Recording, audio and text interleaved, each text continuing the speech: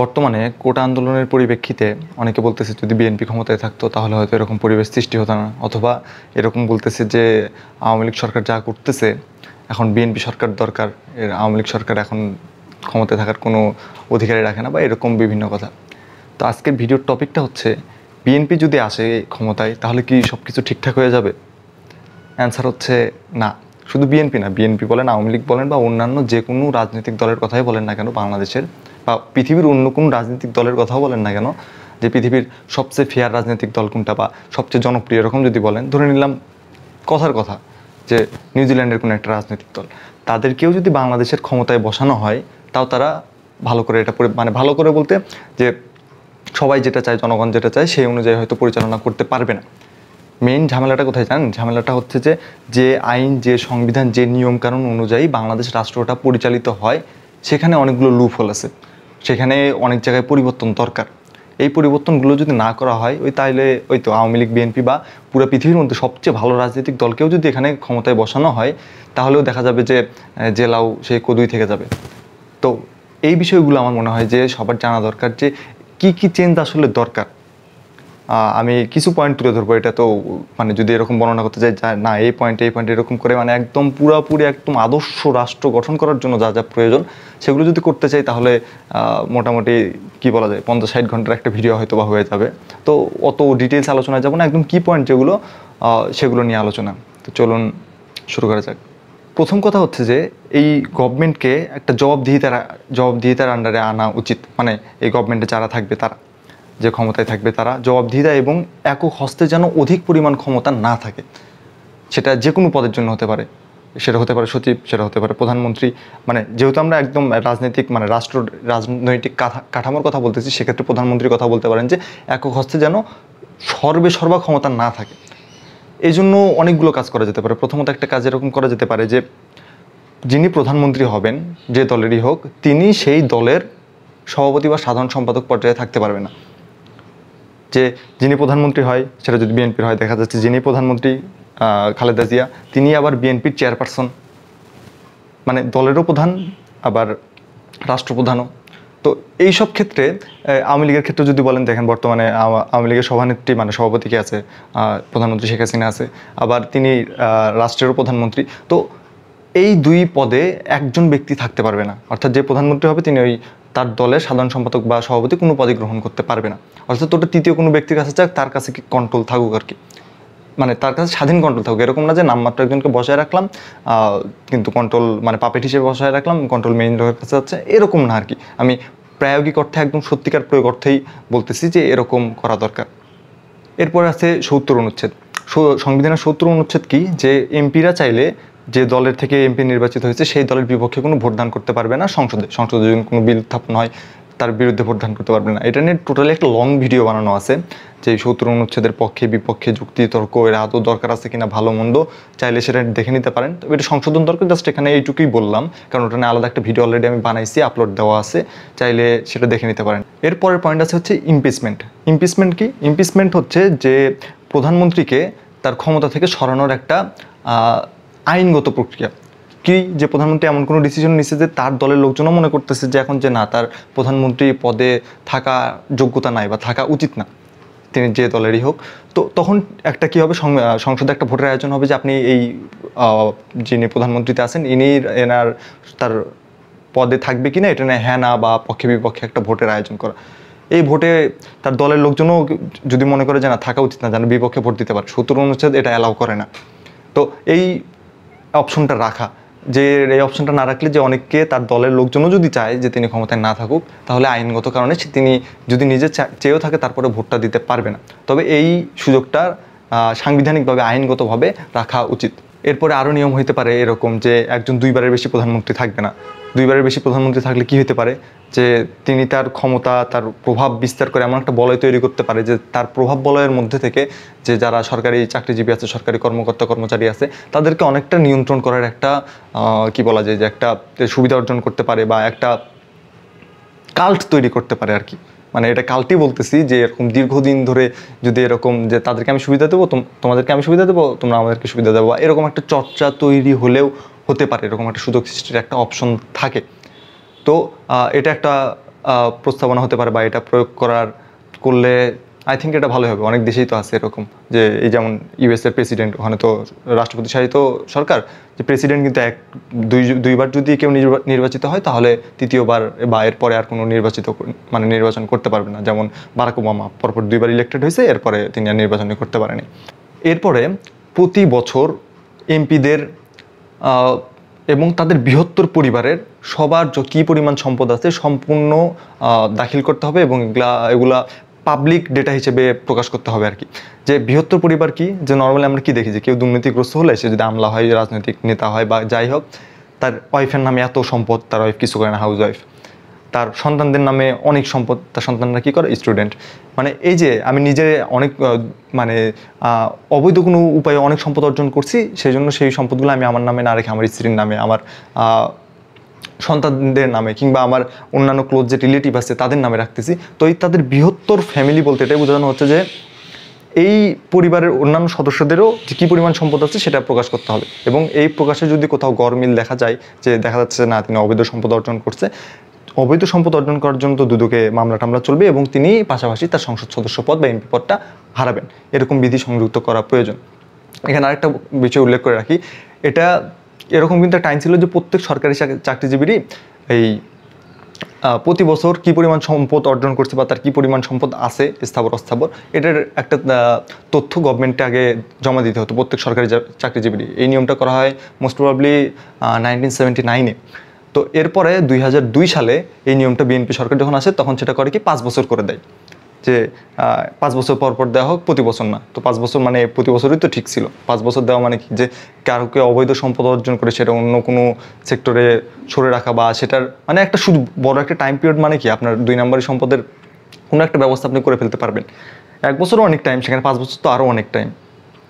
তো রিসেন্ট এই 2024 সালে এসে বর্তমান সরকার যেটা ডিসিশন নিচ্ছে যে এরকম কোনো নিয়মই থাকবে না, যে প্রতি বছর তো আগে ছিল সেটা 5 বছর ছিল, এখন প্রতি 5 বছরেও সরকারি কর্মচারী কর্মকর্তাদের ওই হলফনামা দিতে হবে না যে আমার এই পরিমাণে স্থাবর অস্থাবর সম্পত্তি আছে। এখন কি করতে হবে, এখন সরকার যদি কাউকে বলে যায় তোমার সম্পত্তির পরিমাণ কি জমা দাও, মানে কোনো সরকারি চাকরিজীবীর ক্ষেত্রে, তখন তিনি দিতে হবে, তাছাড়া তার কোনো বাধ্যবাধকতা নাই। যদি এখানেও এরকম রুলটা অ্যাপ্লাই করা যায় সরকারি চাকরিজীবী কর্মকর্তাদের, তাহলে এই বিষয়টাও আমার মনে হয় যে ভালো হয়।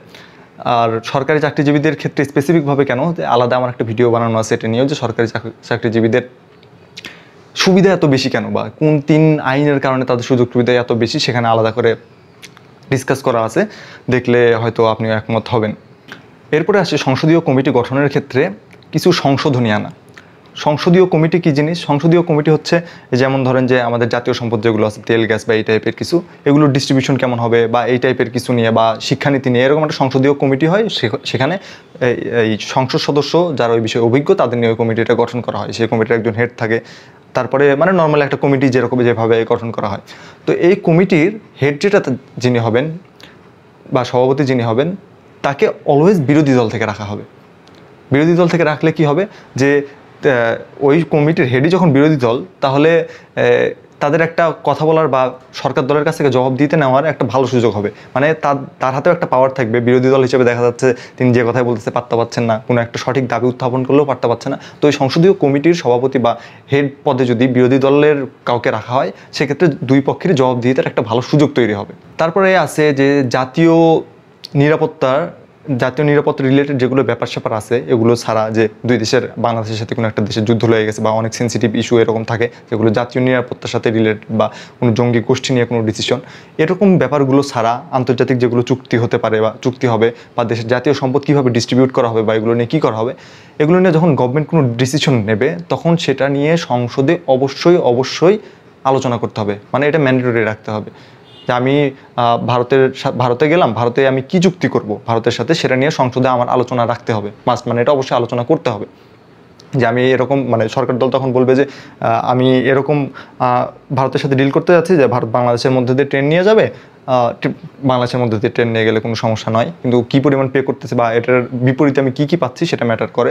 তো বিরোধী দলকে আমি জানাবো যে আমার প্ল্যান এরকম, তখন বিরোধী দলরা তো অপোজ করবে বা জানাবে যে না ঠিক আছে, এটা একটা গুড ডিসিশন। মানে এই ব্যাপারগুলো আগে থেকে মানে সংসদে এটা ম্যান্ডেটরিভাবে আলোচনায় অন্তর্ভুক্ত করতে হবে।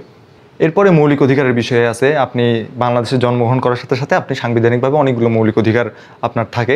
সেই মৌলিক অধিকারের মধ্যে কীরকম হতে পারে যে আপনি আইনের চোখে সবাই সমান, আপনিও সমান, মানে আপনি আইনের চোখে আলাদা এক্সট্রা কোনো সুবিধাও পাবেন না, আপনাকে কোনো সুবিধা থেকে বঞ্চিতও করা হবে না, এটা সংবিধান অনুযায়ী। তারপর বাক স্বাধীনতা, আপনি আপনার কথা বলার অধিকার আছে।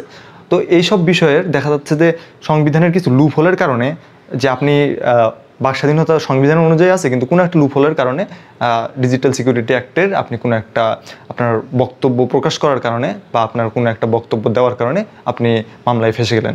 মানে এই ছোট ছোট লুপহোল যেগুলো থাকে এই মৌলিক অধিকারের, বিশেষ করে সেগুলো সবগুলো বিশেষজ্ঞ নিয়ে চিরতরে বন্ধ করা। আর সংবিধান এমন একটা জিনিস যে ধরেন মানে নিয়মকানুন, তো নিয়মকানুন একটা সার্টেন টাইম পর চেঞ্জ করা উচিত। যেমন আজ থেকে 10 বছর আগে একটা আইনের কারণে, ধরেন আমি সন্ত্রাস বিরোধী আইনের কথা বলি, যে সন্ত্রাসীদের ধরার জন্য আমি একটা আইন করছি, যে আইনের মধ্যে সব সন্ত্রাসীরা ধরা পড়বে, কিন্তু 10 বছরের ব্যবধানে দেখা যায় যে এই আইনগুলো চেঞ্জ করার দরকার, কারণ অনেকগুলো লুপহোল তৈরি হয়ে গেছে, টেকনোলজি অনেক উন্নত হয়েছে, এরকম অনেক সুযোগ সুবিধা বৃদ্ধি পাইছে। তো সেই আইনটা চেঞ্জ করে এমনভাবে করা উচিত যে বর্তমানে সন্ত্রাসীরাও যেন পার না পায়, ওই আইনের কোনো ফাঁক ফোকর দিয়ে বের হতে না পারে। তো এরকম আইনটাও বা সংবিধানটাও এরকম আপডেট রাখা উচিত। তো এই মৌলিক অধিকারের ক্ষেত্রেও যে মৌলিক অধিকার থেকে কেউ যেন কখনো বঞ্চিত না হয়, এই জন্য সংবিধান তো মৌলিক অধিকারের কথা বলে গেছে, আইন কানুন যেগুলো আছে সেইগুলো একদম এই লুপহোলগুলো একদম টোটালি বন্ধ করা উচিত। সর্বশেষ পয়েন্ট যেটা বলবো সেটা বলবো হচ্ছে সাংখ্যানুপাতিক নির্বাচন। সাংখ্যানুপাতিক নির্বাচন বিষয়টা কি?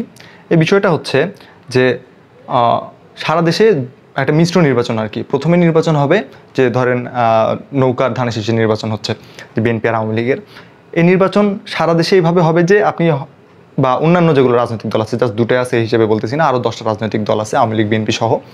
আপনি কোনো ব্যক্তিকে চুজ করবেন না, আপনি প্রথমে দলকে চুজ করবেন, যে আমি নৌকাতে দেবো, ধানের শীষে দেবো, লাঙ্গলে দেবো বা কোনটাতে দিব। এখন কথা হচ্ছে তাহলে এমপি নির্বাচিত হবে কিভাবে? এটা কিন্তু এমপি ইলেকশনের কথা বলতেছি, জাতীয় নির্বাচনের কথাই বলতেছি। যে আসন আছে কয়টা? 300টা। তাহলে পুরা দেশ মিলে কোনো দল যদি 1% ভোট পায়, তার মানে সে 3টা আসন সে পাবে, মানে 3টা আসন সেই দলের অন্তর্ভুক্ত হয়ে যাবে। কারণ 100% ইন্টু 3, তাহলে আমার 300টা আসন কমপ্লিট হয়ে যাচ্ছে। তো এরকম করে কেউ 1% ভোট পেলে সে 3টা আসন পেয়ে যাবে। এরকম যত পার্সেন্ট ভোট পাবে তার 3 গুণ করে আসন সে পাবে। এখন আসনগুলো ডিস্ট্রিবিউট কী হবে? আসনগুলো ডিস্ট্রিবিউট হওয়ার জন্য আবার আরেকটা নির্বাচন হবে, যেটা নর্মালি বর্তমানে নির্বাচন হয় এমপি ইলেকশন, যে সর্বোচ্চ ভোট যে পাবে সে দল তাকে ওইভাবে করতে পারবে, মনোনয়ন দিতে পারবে। কোনো দল যদি 5% ভোট পায়, তার মানে সে 15টা আসন পাইছে। এখন 15টা আসন পাইছে মানে সে 15 জন প্রার্থীকে তার দলের থেকে নিতে পারবে। এই নিয়ম অনুসরণ করলে, যদি নিয়মটা আমি অনেক শর্টকাটে বলতেছি, মানে এটা নিয়ে আলাদা একটা ভিডিও বানানো যাবে, তাহলে কি হয় যে জাস্ট সংসদটা 2 দলের মধ্যে সীমাবদ্ধ থাকবে না, মানে 2 দলের প্রভাবেই বেশি থাকবে এরকম থাকবে না। অনেকগুলো ছোট ছোট দল বা এখানে বহুমত প্রকাশের একটা সুযোগ তৈরি হবে সংসদে। অন্যান্য দলও তাদের ম্যান্ডেটগুলো জানাতে পারবে, বা অনেক দল যখন তাদের মত প্রকাশের বেশি সুযোগ পাবে, তখন কি হবে যে জনগণের দাবি দাওয়াগুলো আরও বেশি হারে সংসদে প্রকাশ পাওয়ার একটা সুযোগ তৈরি হবে। তো এটাও গুরুত্বপূর্ণ। তো যদি এরকম হয়, এরকম কিন্তু যে খুব নতুন একটা আইডিয়া এটা না, এটা কিন্তু অনেক পুরাতন আইডিয়া। পুরা ওয়ার্ল্ডে মোটামুটি 100টা দেশের মতো কিন্তু এই পদ্ধতিতে নির্বাচন করে থাকে, এবং এই পদ্ধতিতে নির্বাচন করার ফলে দেখবেন যে এগুলো ইউরোপের কিন্তু বেশিরভাগ কান্ট্রি এই পদ্ধতিতে নির্বাচন করে থাকে। তাদের ডেমোক্রেসি বলেন বা আইনের শাসন বলেন, অন্যান্যগুলো যদি তুলনা করি বাংলাদেশের সাথে, সবগুলো সূচকে কিন্তু তারা অনেক আগে। তো সেই সেন্সে আমি বলতে পারি যে এটা খুব একটা খারাপ পদ্ধতি না, খুব একটা তো খারাপ পদ্ধতি না বলতে গেলে, এটা ভালো পদ্ধতি। এতক্ষণ যে বিষয়গুলো আলোচনা করলাম এগুলো একদম কি পয়েন্ট, এগুলো ছাড়াও অনেক চেঞ্জের দরকার আছে। এই সময়ের সাথে সাথে আপডেট হওয়ার দরকার আছে সংবিধানের, আইনের। তো এই বিষয়গুলো আরও বিস্তারিতভাবে রাষ্ট্র সংস্কার আন্দোলন একটা সংগঠনের ওয়েবসাইটে আরও ডিটেলসভাবে দেওয়া আছে, সেখান থেকে আমার এই কি পয়েন্টগুলো নিছি। সেটা আমি ডিসক্রিপশনে লিঙ্ক দিয়ে রাখবো, চাইলে পুরোটা পড়তে পারেন। আমার মনে হয় যে যদি দেশ পরিবর্তন, রাষ্ট্র পরিবর্তন, একটা সুশাসন প্রতিষ্ঠিত হবে এরকম একটা সমাজের প্রত্যাশা থাকে, তাহলে সেই বিষয়গুলো যদি পড়েন ওয়েবসাইটে যায়, আমার মনে হয় ভালো লাগবে। আর কোনো এই ভিডিওতে যেসব পয়েন্টগুলো বললাম সেগুলো নিয়ে যদি আপনার কোনো মন্তব্য থাকে, নতুন কোনো কি পয়েন্ট অ্যাড করার পরামর্শ থাকে, তাহলেও দিতে পারেন, কমেন্টে জানাইতে পারেন। এই ধন্যবাদ।